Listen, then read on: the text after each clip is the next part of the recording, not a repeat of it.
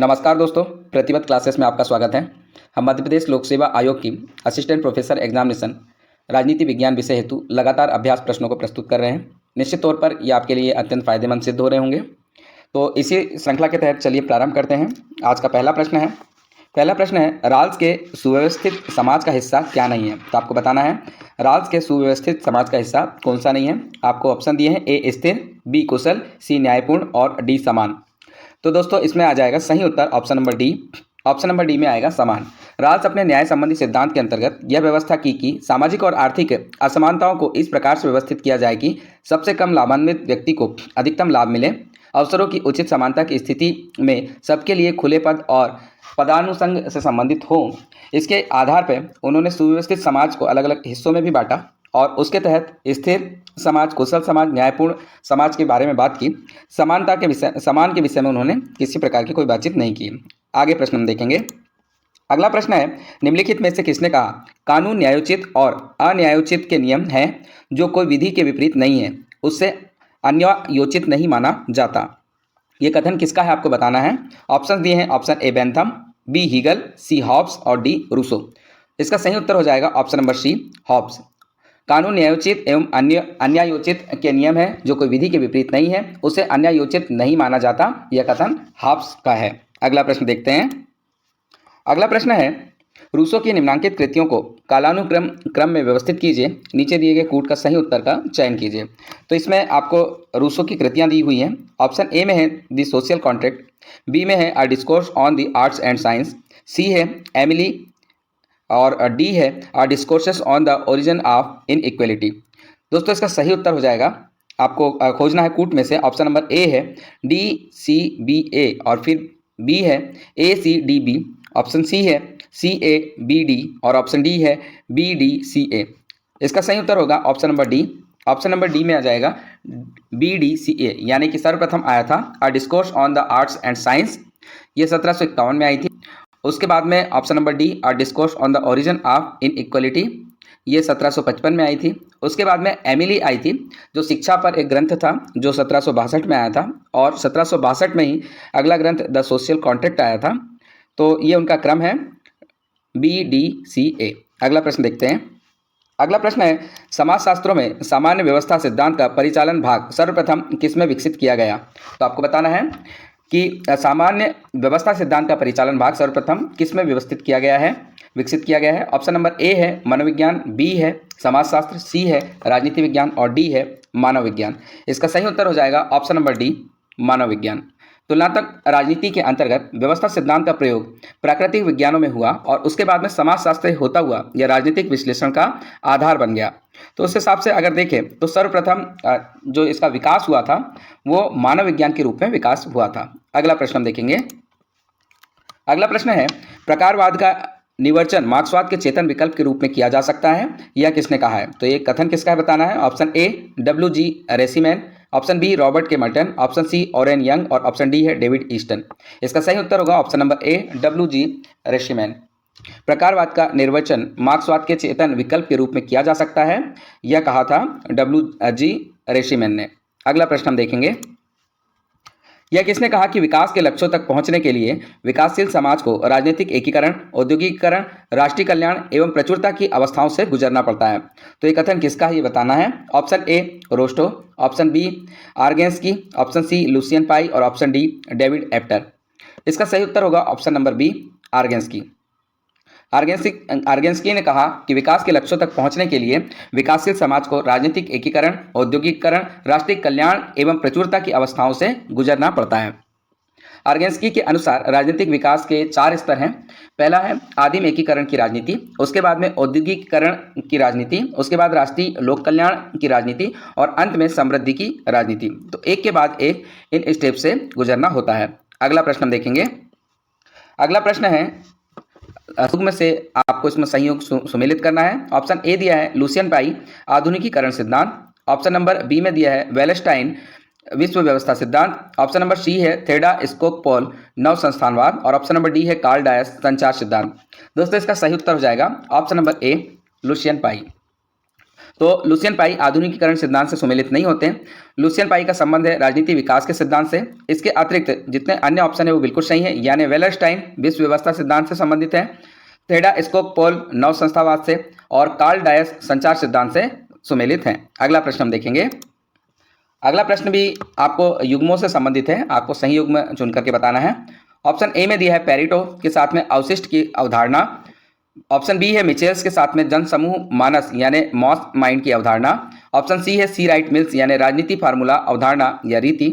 और option number D है gadget जन समूह का सिद्धांत। तो आपको बताना है कौन सा युग्म सही सुमेलित नहीं है।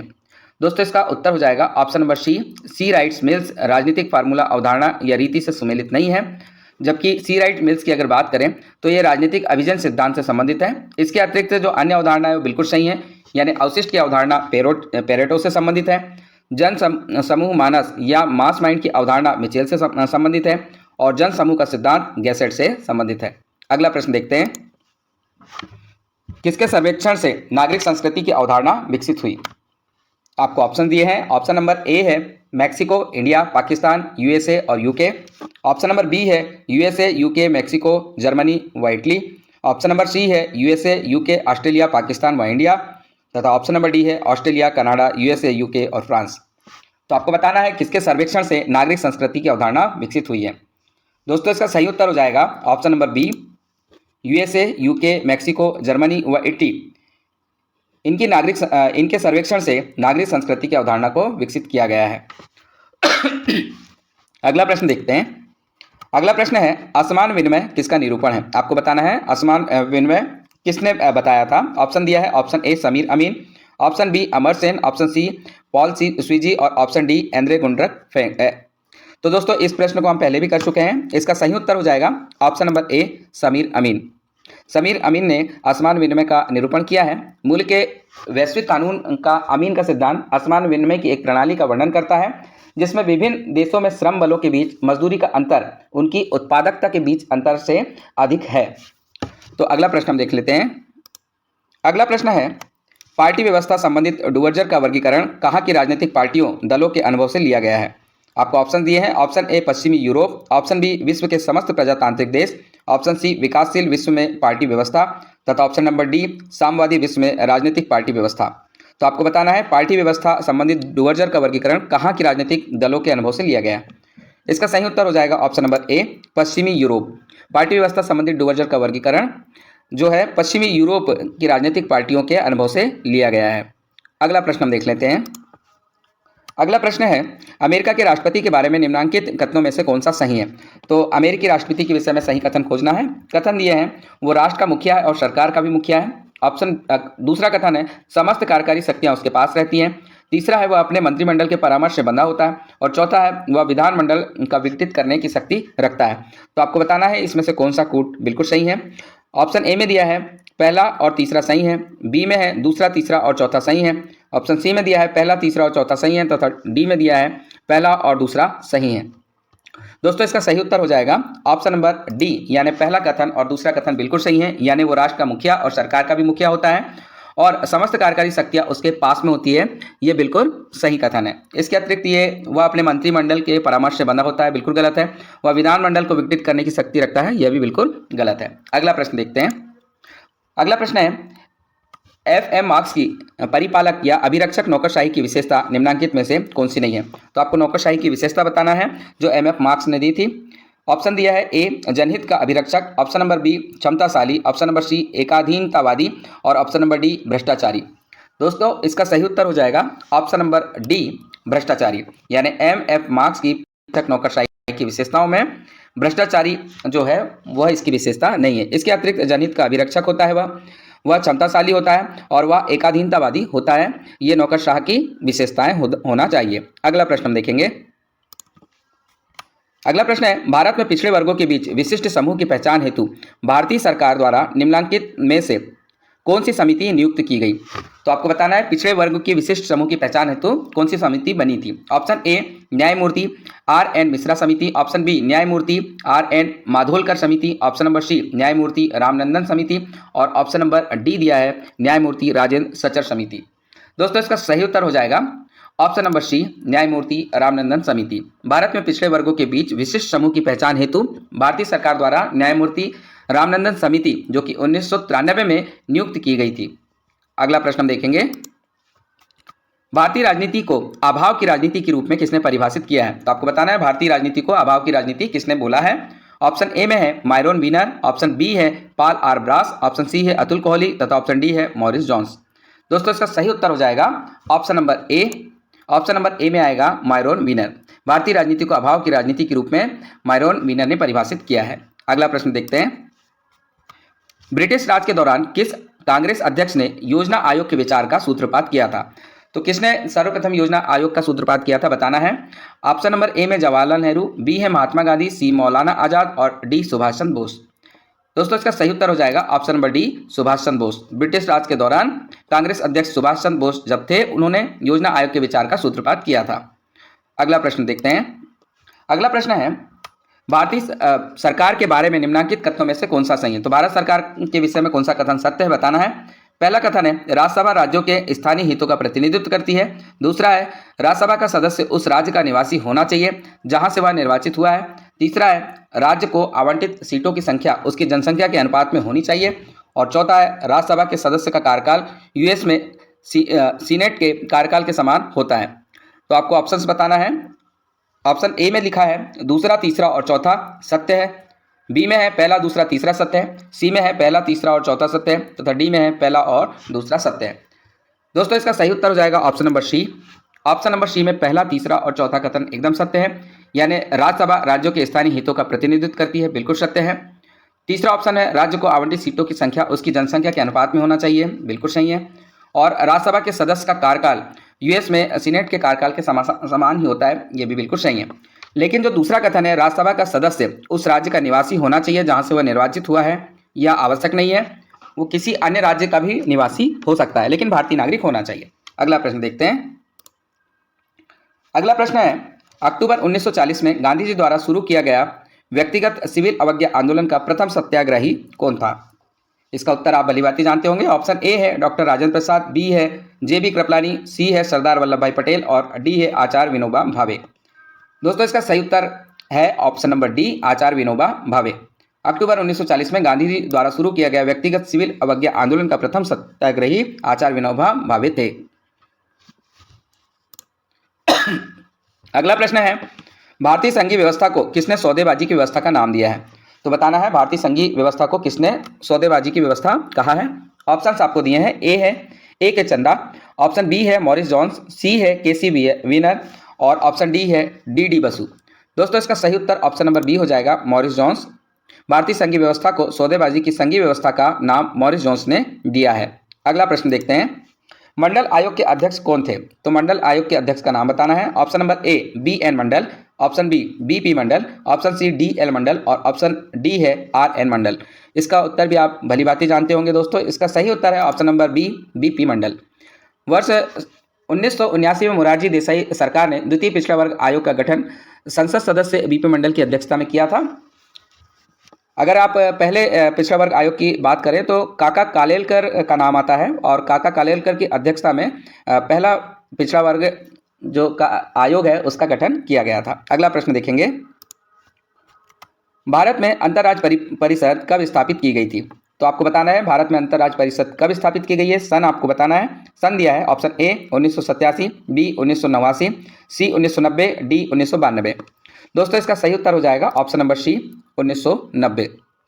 आप सभी जानते हैं भारत के संविधान के अनुच्छेद 263 के अंतर्गत राज्यों की पारस्परिक सहयोग के लिए एक अंतर्राज्यीय परिषद का प्रावधान किया गया है, लेकिन इसकी स्थापना सर्वप्रथम 1990 में की गई थी और तब से अभी लगातार अंतर्राज्यीय परिषदें कार्य कर रही हैं। अगला प्रश्न देखेंगे विभाग संबंधित संसदीय स्थायी समितियों की व्यवस्था हेतु लोकसभा नियमों में कब संशोधन किया गया? तो आपको बताना है विभाग संबंधी संसदीय स्थायी समितियों की व्यवस्था हेतु लोकसभा में कब संशोधन हुआ था। सन बताएंगे। ऑप्शन ए दिया है 1988, बी है 1989, सी 1991, डी 1995। इसका सही उत्तर हो जाएगा ऑप्शन नंबर बी 1989। विभाग संबंधी संसदीय स्थायी समितियों की व्यवस्था हेतु लोकसभा के नियमों में 1989 में संशोधन किया गया था। अगला प्रश्न देखेंगे। अगला प्रश्न है भारत में संघीय न्यायालय की स्थापना किस अधिनियम या रिपोर्ट के द्वारा की गई? आपको अधिनियम का नाम बताना है। ऑप्शन ए भारत सरकार अधिनियम 1909, ऑप्शन नंबर बी भारत सरकार अधिनियम 1919, option number C Montagu Chelmsford report, और ऑप्शन नंबर डी है भारत सरकार अधिनियम 1935। तो दोस्तों इसका सही उत्तर हो जाएगा option number D. Option number D आया था भारत सरकार अधिनियम 1935, यानी भारत में संघीय न्यायालय की स्थापना भारत सरकार अधिनियम 1935 जो आया था उसके बाद में की गई थी। अगला प्रश्न हम देखेंगे, इंट्रोडक्शन टू पब्लिक एडमिनिस्ट्रेशन नामक पुस्तक किसने लिखी है? तो आपको बताना है, राइटर के नाम है। ऑप्शन ए है W.F. विलोबी, बी है वुड्रो विल्सन, सी है M.P. फॉलेट और डी है लियोनार्ड डी वाइट। दोस्तों इसका सही उत्तर हो जाएगा option number D Leonard D White. Introduction to public administration नामक पुस्तक लियोनार्ड डी वाइट ने लिखी है। अगला प्रश्न, अनौपचारिक संगठन की अवधारणा किसने प्रतिपादित की है? आपको ऑप्शन दिए हैं। Option A F.W. Taylor, B Herbert Simon, C Elton Mayo और डी F.M. मार्क्स। दोस्तों इसका सही उत्तर हो जाएगा option number C Elton Mayo. Elton Mayo ने संगठन के मानव संबंधी उपागम का प्रतिपादन किया, जिसका सार यह है कि संगठनात्मक व्यवहार काफी जटिल होता है और संगठनात्मक समस्याओं के विश्लेषण एवं समाधान के लिए बहुपक्षीय प्रकृति का ज्ञान परम आवश्यक है। इस प्रकार से उन्होंने एक अनौपचारिक संगठन की अवधारणा को प्रस्तुत किया है। अगला प्रश्न देखेंगे, क्लेट्रिक्स प्रिज्मेटिक समाज की उपव्यवस्था है, तो क्लेट्रिक्स प्रिज्मेटिक समाज की उपव्यवस्था कौन सी बताना है? आपको ऑप्शन दिए हैं। ऑप्शन ए सामाजिक व्यवस्था, बी प्रशासनिक व्यवस्था, सी आर्थिक व्यवस्था और डी राजनीतिक व्यवस्था। इसका सही उत्तर होगा ऑप्शन नंबर ए सामाजिक व्यवस्था, यानी क्लेट्रिक्स प्रिज्मेटिक समाज की उपव्यवस्था में सामाजिक व्यवस्था शामिल है। अगला प्रश्न हम देखेंगे, जैक्सोनियन सिद्धांत को निम्नलिखित भी कहा जाता है, तो आपको बताना है जैक्सोनियन सिद्धांत को क्या कहा जाता है। ऑप्शन ए योग्यता प्रणाली, बी आउटसोर्स थ्योरी, सी इनामी प्रणाली, डी संविदा प्रणाली। इसका सही उत्तर हो जाएगा ऑप्शन नंबर सी इनामी प्रणाली। जैक्सोनियन सिद्धांत को इनामी प्रणाली कहा जाता है। अगला प्रश्न देखते हैं, मिनोब्रुक सम्मेलन 1968 में लोक प्रशासन के कौन से 4 मुख्य मुद्दों पर बहस की गई? तो मिनोब्रुक सम्मेलन जो 1968 में हुआ था, लोक प्रशासन के मुद्दों पर बहस हुई थी। कौन से 4 मुद्दे थे आपको खोजना है। ऑप्शन ए प्रासंगिकता, मूल्य, समता और परिवर्तन, ऑप्शन नंबर बी है इतिहास, गुण, मूल्य और विकास, ऑप्शन नंबर सी है मूल ग्रंथ, संदर्भ, प्रासंगिकता और दर्जा, और ऑप्शन नंबर डी है मानक, मूल्य, संदर्भ और प्रगति। इसका सही उत्तर हो जाएगा दोस्तों option number A. Option number A में दिया है प्रासंगिकता, मूल्य, समता और परिवर्तन। मिनोब्रुक सम्मेलन जो 1968 में हुआ था नवीन लोक प्रशासन से संबंधित है, जिसमें प्रासंगिकता, मूल्य, समता और परिवर्तन पर बल दिया गया। अगला प्रश्न देखते हैं, अगला प्रश्न है विश्व आर्थिक मंच यानी WEF 2024 की बैठकों के विषय में सही कथन का चयन करें। तो विश्व आर्थिक मंच की जो बैठक हो रही है 2024 में, उसके विषय में आपको बताना है। पहला कथन दिया है, विश्व आर्थिक मंच यानी WEF में मुख्य अर्थशास्त्रियों का एक सर्वेक्षण में बताया गया कि वर्ष 2024 में वैश्विक अर्थव्यवस्था कमजोर हो सकती है और विभिन्न देशों के बीच आर्थिक मोर्चों पर मतभेद बढ़ने का भी खतरा है। दूसरा दिया है इसमें, दावोस में विश्व आर्थिक केंद्रीय मंत्री स्मृति ईरानी ने कहा कि भारतीय महिला केंद्रित विकास से महिला नेतृत्व वाले विकास की ओर उन्मुख हो चुका है, यानी भारत जो है महिला केंद्रित विकास से महिला नेतृत्व वाले विकास की ओर बढ़ चुका है। तीसरा दिया है, WEF प्रबंध निदेशक सादिया जाहिदी ने कहा चीफ इकोनॉमिस्ट आउटलुक रिपोर्ट वर्तमान आर्थिक माहौल की अनिश्चित प्रकृति को रेखांकित करती है। तथा चौथे नंबर पे ऑप्शन पॉइंट दिया है, गेट्स फाउंडेशन ने स्वास्थ्य नवाचारों के लिए 8.6 अरब अमेरिकी डॉलर के रिकॉर्ड वार्षिक बजट की घोषणा की है। तो बताना है इनमें से कौन कौन से कथन सही हैं और कौन से नहीं हैं। कूट दिए हैं, ऑप्शन नंबर ए में है पहला, दूसरा और तीसरा सही है, ऑप्शन नंबर बी में है पहला, दूसरा, तीसरा और चौथा सही है, ऑप्शन नंबर सी में पहला और दूसरा सही है तथा ऑप्शन नंबर डी में पहला और तीसरा सही है। दोस्तों इसका सही उत्तर हो जाएगा ऑप्शन नंबर बी, यानी सभी कथन बिल्कुल सही है। यानी विश्व आर्थिक मंच WEF में मुख्य अर्थशास्त्रियों के एक सर्वेक्षण में बताया गया कि 2024 में वैश्विक अर्थव्यवस्था कमजोर हो सकती है, बिल्कुल सत्य है, और विभिन्न देशों के बीच में आर्थिक मोर्चों पर मतभेद, वाद विवाद इत्यादि बढ़ने का खतरा बिल्कुल है। दावोस में हो रही है ये बैठक, और दावोस में जो ये बैठक हो रही है उसमें बैठक में हमारी जो केंद्रीय मंत्री है स्मृति ईरानी, उन्होंने कहा भारत अब महिला केंद्रित विकास से हट करके महिला नेतृत्व वाले विकास की ओर बढ़ चुका है। ये बिल्कुल सही बात है। और तीसरा नंबर पे जो कथन दिया है, WEF प्रबंध निदेशक सादिया जाहिदी, तो WEF की प्रबंध निदेशक है सादिया जाहिदी, उन्होंने कहा है चीफ इकोनॉमिस्ट आउटलुक रिपोर्ट वर्तमान आर्थिक माहौल की अनिश्चित प्रकृति को रेखांकित करती है। इसमें लगातार बदलाव हो रहा है इसलिए ऐसा कहा गया है, तो ये भी बिल्कुल सही है। और चौथा पॉइंट भी बिल्कुल सही है, गेट्स फाउंडेशन ने स्वास्थ्य नवाचारों के लिए 8.6 अरब अमेरिकी डॉलर के रिकॉर्ड वार्षिक बजट की घोषणा की है। तो ये अभी तक का सबसे बड़ा बजट किसी संस्थान ने घोषित किया है, तो ये बिल्कुल सही है। अगला प्रश्न देखते हैं, हाल ही में चर्चा में रहे हूती विद्रोहियों के विषय में विचार करें। तो हूती विद्रोहियों के विषय में काफ़ी बातचीत चल रही है, उनके विषय में आपको जानकारी देना है। पहला है, हूती जायदी शिया संप्रदाय से जुड़ा एक आदिवासी कबीला है और साल 2014 में हूती राजनीतिक रूप से यमन में काफ़ी मजबूत हुए थे। दूसरा कथन है, साल 1990 में यमन के पूर्व राष्ट्रपति अली अब्दुल्लाह सालेह की तानाशाही को खत्म करने के लिए हूती संगठन बनाया गया था। तीसरा दिया है, हूती विद्रोही अमेरिका और इजराइल को अपना दुश्मन मानते हैं, वह ईरान के हिजबुल्लाह और इजराइल के हमास को समर्थन करते हैं। तो निम्न में से कौन से कथन सत्य हैं, आपको सत्य कथन खोजना है। आपको दिया है ऑप्शन ए में पहला और दूसरा, ऑप्शन बी में केवल तीसरा, ऑप्शन सी में पहला और तीसरा तथा ऑप्शन डी में दिया है पहला, दूसरा और तीसरा। दोस्तों इसका सही उत्तर हो जाएगा ऑप्शन नंबर डी, यानी पहला, दूसरा और तीसरा तीनों कथन हूती विद्रोहियों के विषय में बिल्कुल सत्य हैं। पुनः हम देख लेते हैं, हूती जायदी शिया संप्रदाय से जुड़ा एक आदिवासी कबीला है। ठीक है, ये मुस्लिम धर्म में शिया धर्म को मानते हैं लेकिन आदिवासी कबीला के रूप में है। 2014 में यमन में राजनीतिक रूप से काफ़ी ज़्यादा मजबूत हो गए थे और इनका काफ़ी वर्चस्व राजनीति में बन गया था। साल 1990 में यमन के पूर्व राष्ट्रपति अली अब्दुल्लाह सालेह, जो कि सुन्नी धर्म को मानते हैं, कि तानाशाही को खत्म करने के लिए हूती संगठन एक विद्रोही ग्रुप के रूप में खड़ा हुआ और फिर भविष्य में इसने वहाँ पे लगभग कब्जा कर लिया है। तीसरा नंबर है, हूती विद्रोही अमेरिका और इजराइल को अपना दुश्मन मानते हैं, बिल्कुल सही बात है। और वह ईरान के हिजबुल्लाह और इजराइल के हमास को समर्थन करते हैं। ये दोनों ही आतंकी संगठन हैं, इन दोनों को ही हूती संगठन समर्थन कर रहे हैं। इसी वजह से बार बार ये इजराइल में इनकी ओर से आक्रमण किए जा रहे हैं और जहाज़ों को निशाना बनाया जा रहा है। तो दोस्तों ये हमारा आज का अंतिम प्रश्न था। इसी तरह के प्रश्नों के लिए लगातार हमारे साथ में जुड़े रहिए और अभ्यास करते रहिए। धन्यवाद। जय हिंद।